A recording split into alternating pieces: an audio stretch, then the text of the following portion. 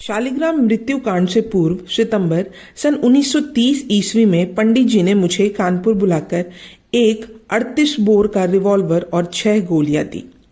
तत्पश्चात मुझसे कहा, तुम अजमेर जाकर शिवचरण लाल शर्मा को गोली मार दो। साथ ही यह भी कहा, उसको मारने से पहले मैं जरा अजमेर के दल के सभी सदस्यों को बाहर भेज दूं, ताकि पुलिस को उन पर संदेह ना हो और वे पकड़े ना जा सकें। उन सदस्यों में मदन गोपाल, रुद्रदत्त और रामचंद्र नरीदा प्यार भी था। विमल प्रसाद जैन को उन्होंने मुझे मदन गोपाल से मिलवाने के लिए साथ भेजा। मुझे दल का आदेश था कि शिवचरण लाल को मारकर यदि मैं जीवित बचूं तो ठीक, वरना पुलिस से लड़ते हुए वहीं जान दे दूं। मैं सितंबर के तीसरे सप्ताह में विमल प्रसाद जैन को साथ लेकर अजमेर पहुंचा। वहां विमल के एक मित्र श्री बालकृष्ण बीमे का काम करते थे और कांग्रेस में भी भाग लेते थे। हम दोनों उन्हीं के घर जाकर ठहरे। उनका निवास स्थान स्टेशन के समीप ही कचहरी रोड पर था। थोड़ी देर बाद विमल मुझे मदन गोपाल से मिलाने उसके फार्म पर ले गया। यह वही मदन गोपाल था जो लाहौर व दिल्ली षड्यंत्र केसों में बाद में सरकारी गवाह बन गया था, परंतु दिल्ली केस में उसने मुझे पहचान कर आंखों ही आंखों में इशारा कर दिया था कि वह मेरा अजमेर वाला भेद नहीं खोलेगा। खैर, वहां मैंने उसे अपनी अजमेर यात्रा का उद्देश्य बताया और उससे शिवचरण लाल शर्मा को पहचानने के लिए प्रबंध करने को कहा। मैंने उससे यह भी पूछा कि दल के और कितने सदस्य अजमेर में हैं, जिनको अजमेर से बाहर भेजना होगा। उसने मुझे दोपहर के समय एक बंद कोठी में बुलाया। यह कोठी बगरहट्टा के नाम ले ली गई थी। फर्नीचर भी किराए पर लिया गया था। ना कोठी का किराया दिया जाता था और ना ही फर्नीचर का। बाहर से उसमें हमेशा ताला पड़ा रहता था, जिससे ना तो मकान मालिक ही कुछ बोल सके और ना फर्नीचर का मालिक ही फर्नीचर का किराया पा सके या फिर फर्नीचर ही उठा सके। उस कोठी के एक कमरे को पीछे से मित्र लोगों ने खोल रखा था। उसी रास्ते से वह कोठी लगातार प्रयोग में लाई जा रही थी। जब मैं विमल के साथ दोपहर को उस कोठी पर पहुंचा तो वहां मदन गोपाल के अलावा 3 व्यक्ति और थे, जिनमें एक था केशव गुप्ता। मैंने वहां अपना परिचय बिहार के पृथ्वी सिंह जी के नाम से दिया और उनको अपनी यात्रा का कारण बताया। यह निश्चित हो गया कि संध्या के समय केशव देव मुझे शिवचरण लाल शर्मा को दिखा देगा। शर्मा प्रतिदिन संध्या के समय स्टेशन पर घूमने जाता था। उसी रात क्रांतिकारी दल के सभी सदस्यों को अजमेर से बाहर चले जाना था और विमल प्रसाद जैन को दिल्ली लौट जाना था। उनके अजमेर छोड़ने के पश्चात सुअवसर पाकर मुझे शर्मा को गोली मार देनी थी। मैंने अपना रिवॉल्वर उसी कोठी के एक अलमारी में सुरक्षित समझकर उसी में रख दिया। केशव देव को मुझसे उसी कोठी पर शाम को 6 बजे मिलना था। जब विमल प्रसाद और मैं निर्धारित समय पर कोठी पर पहुंचे तो वहां केवल मदन गोपाल ही मौजूद था। करीब आधा घंटा बाद केशव देव भी वहां आ गया और सहज भाव से बताया, मैंने बाजार में सुना है कि पुलिस ने शिवचरण को पकड़ लिया है। केशव के भावहीन चेहरे को देखकर मेरा माथा ठनका और मुझे उन पर संदेह होने लगा। मैंने केशव देव से कहा, तुम स्टेशन पर जाकर पक्का मालूम करके आओ कि शिवचरण लाल शर्मा की गिरफ्तारी की सूचना में कितनी सत्यता है। जब केशव देव चला गया तो मैंने विमल को उसके पीछे भेजा। थोड़ी देर बाद विमल ने लौटकर मुझे बताया, केशव देव निकट के एक चाय की दुकान पर चाय पी रहा है और वह वहीं से लौटकर वापस आ रहा है। मैंने मदन गोपाल को भी सतर्क कर दिया। विमल के आने के 5 मिनट बाद ही केशव देव भी आ गया और बोला, मैं अभी स्टेशन से आ रहा हूं। वहां मैंने अपनी आंखों से शिवचरण को पुलिस लॉकअप में देखा है। उसकी बातों से मैं और भी सचेत हो गया। उसने साधारण भाव से कहा, आपका अजमेर आने का अभिप्राय तो अब सफल नहीं होगा, अतः क्यों ना आप 1-2 दिन ठहर कर पुष्कर की सैर कर लो। ठीक है। उसकी बात स्वीकार कर मैंने उससे कहा, तुम कल 8 बजे इसी कोठी में मिलना। जैसी आपकी इच्छा, कहकर केशव देव चला गया। यह सब जाल मैंने इस कारण रचा क्योंकि मुझे पूर्ण विश्वास हो गया था कि केशव ने शिवचरण लाल शर्मा को मेरे और मेरे वहां आने के उद्देश्य के बारे में बता दिया है। जब शिवचरण लाल को पता लगा होगा कि मैं उसे मारने आया हूं तो उसने पुलिस से मिलकर खुद को गिरफ्तार करा दिया। मेरी यही धारणा थी कि केशव मुझे भी पकड़ा देगा। जिस समय केशव देव गया उस समय करीब 7 बजे का समय था। अजमेर से दिल्ली के लिए 8 बजे की ट्रेन थी और मैं उस गाड़ी से जाना चाहता था। मैंने मदन गोपाल से कहा कि वह अलमारी से मेरा रिवॉल्वर निकालकर दे दे, किंतु केशव किसी और समय वहां आकर अलमारी में ताला लगा गया था। हम तीनों ने मिलकर अलमारी का ताला तोड़ डाला और रिवॉल्वर निकालकर मैं और विमल सीधे कौल साहब के मकान पर पहुंचे। गाड़ी स्टेशन पर खड़ी थी। किसी न किसी तरह अपना बिस्तर बांधकर हम स्टेशन पर पहुंचे और टिकट लेकर गाड़ी में सामान रखने वाली बर्थ पर मुंह ढककर लेट गए।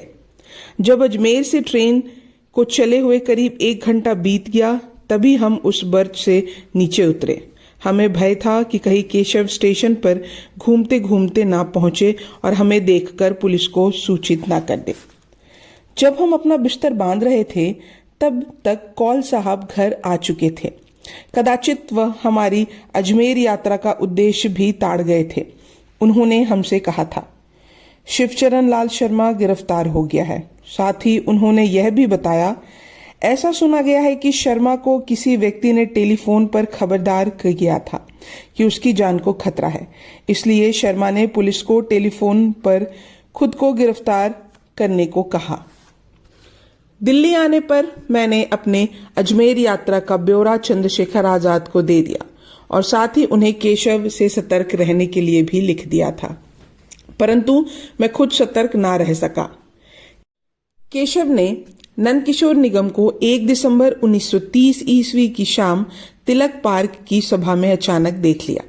दोनों एक दूसरे को देखते ही पहचान गए, परंतु वह नंदकिशोर निगम को उसके नकली नाम पृथ्वी सिंह बिहारवाला के नाम से ही जानता था। सभा की समाप्ति से पहले ही वह निगम को अपने निवास स्थान पर ले गया। उसका घर रामनारायण बाजार की किसी गली में था। उसके पास उस मकान का सबसे ऊपर वाला कमरा था। केशव ने निगम से कहा, पृथ्वी सिंह, कहो कैसा चल रहा है? भैया बड़ी कड़की है, निगम ने जवाब दिया। इस पर केशव बोला, मैं कानपुर में एक योजना बना रहा हूं। उस लूट में मोटा माल हाथ लगेगा। सारा प्रबंध कर लिया गया है, परंतु एक रिवॉल्वर या पिस्तौल बिना मैं इस योजना पर अमल नहीं कर सकता। पंडित जी चंद्रशेखर आजाद ने मुझसे वादा किया है कि वह मुझे कानपुर लौटने पर अवश्य पिस्तौल देंगे। नंदकिशोर निगम ने पूछा, पंडित जी आजकल कहाँ हैं? उसने उत्तर दिया, पंडित जी पिछले 3 महीने से बरेली में हैं। 2 दिन पहले ही उनका पत्र आया है जिसमें उन्होंने लिखा है कि वे अभी कुछ दिन और कानपुर नहीं आ सकेंगे। निगम सचेत हो गया। वह समझ गया कि केशव झूठ बोल रहा है।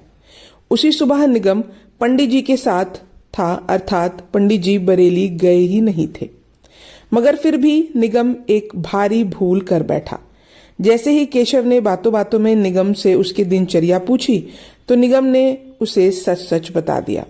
उसने कहा, मैं प्रतिदिन प्रातः गया प्रसाद लाइब्रेरी में अध्ययन करने जाता हूँ। इस पर केशव ने कहा, मैं तुम्हें उसी लाइब्रेरी में 4 दिसंबर को 4:30 बजे मिलूंगा। 2 दिसंबर 1930 ईस्वी को निगम चंद्रशेखर आजाद से मिला और उन्हें केशव से हुई सारी बातों को बताकर कहा, मुझे अजमेर में उस पर जो संदेह हुआ था वह अब और भी मजबूत हो गया है। इस पर चंद्रशेखर हंस पड़े और निगम को एक रिवॉल्वर और 20 कारतूस देकर बोले, 4 दिसंबर को जब तुम केशव से मिलो तो ये उसे दे देना। चंद्रशेखर आजाद ने अपने हमेशा के सरल स्वभाव की भांति निगम द्वारा केशव पर संदेह प्रकट करने पर भी विश्वास नहीं किया। उनका स्वभाव था कि धोखा खाकर भी विश्वास करना नहीं छोड़ते थे। निगम ने उनसे पूछा, आप इतनी बार धोखा खाकर भी कैसे संदिग्ध लोगों पर विश्वास कर लेते हैं? चंद्रशेखर ने गंभीर होकर उत्तर दिया था, जिसने जान हथेली पर रखकर अपना घर बार त्याग दिया, अपने सभी ऐशो आराम छोड़ दिए और दल का सदस्य बनना स्वीकार किया है, उस पर अविश्वास करना, उसके प्रति घोर अन्याय करना है, अत्याचार करना है। उस समय उस देशभक्त को क्या ही मालूम था कि उनका यही विश्वास एक दिन उनकी मृत्यु का कारण बनेगा। उन्होंने ऐसा कल्पना भी नहीं सोचा होगा। 4 दिसंबर 1930 ईस्वी को प्रतिदिन की भांति निगम सुबह 10 बजे गया प्रसाद पुस्तकालय में जाकर स्पेशल रूम में 2 पुस्तकों का अध्ययन करने लगे। सर्दी होते हुए भी निगम ने अपना कोट खूंटी पर टांग दिया। उस कोट की जेब में रिवॉल्वर तथा कारतूस पड़े हुए थे। शाम के 4 बज गए मगर केशव नहीं आया। 4:30 बजे तो 200 सिपाही के साथ यूपी स्पेशल सीआईडी के superintendent field DSP Thakur Basheshwar Singh और शंभुनाथ इंस्पेक्टर टीकाराम के पुस्तकालय का घेराव कर लिया। निगम अध्ययन में लीन था कि अचानक उसे पुलिस दल ने पीछे से पकड़ लिया और दोनों ओर कनपट्टियों पर रिवॉल्वर लगा दी। अपनी गिरफ्तारी की आपबीती निगम ने इस प्रकार वर्णन की है। मुझे गिरफ्तार करने के तुरंत बाद नॉट बाबर ने मुझसे पूछा, तुम्हारा क्या नाम है? मैंने उत्तर देना चाहा मगर इससे पहले ही डीएसपी ठाकुर बशेश्वर सिंह बोला, सर इसका नाम भवानी सिंह है। इस पर मेरी हंसी छूट गई। तुम क्यों हंस रहे हो? नॉट बाबर ने पूछा। तब मैंने कहा, सर मेरा नाम एनके निगम है। तभी बशेश्वर सिंह पुनः बोले, no sir, he is not Nigam, he is Bhawani Singh. नहीं जनाब, यह निगम नहीं है, यह भवानी सिंह है और झूठ बोल रहा है कि निगम है। तब मैंने कहा, ठीक है, मेरा नाम भवानी सिंह ही लिख लीजिए। नॉट बाबर वास्तविकता समझ गया। उसने मेरा नाम एनके निगम ही लिखा, भवानी सिंह नहीं। शाम के समय ठाकुर बशेश्वर सिंह मुझे कैनॉटमेंट पुलिस स्टेशन में मिलने आया और बोला, पुलिस को और विशेषकर मुझे तुम्हारे पकड़े जाने का बहुत दुख है। मुझे मुखबिर ने बताया था कि तुम भवानी सिंह और पृथ्वी सिंह के नाम से घूमते फिरते हो। पुलिस ने भवानी सिंह पर 500 रुपए का इनाम घोषित कर रखा था। मुखबिर केशव देव गुप्ता भी बहुत दुखी है क्योंकि अब उसे इनाम के 500 रुपए नहीं मिलेंगे। पुलिस लॉकअप में मुझे चंद्रशेखर आजाद के 2 संदेश मिले। वे कोई विशेष नहीं थे। हाँ, इतना मुझे अवश्य मालूम हो गया था कि पंडित जी को मुझ पर इतना गहरा विश्वास था कि मेरी गिरफ्तारी होने के बावजूद वह और वैशंपायन मुसद्दी परिवार के साथ डॉक्टर मुरारी लाल की बैठक में ही रहते रहे। यह भाग यहीं समाप्त होता है। अब हम अगले भाग में जानेंगे कठिन घड़ियां के बारे में। तब तक के लिए धन्यवाद।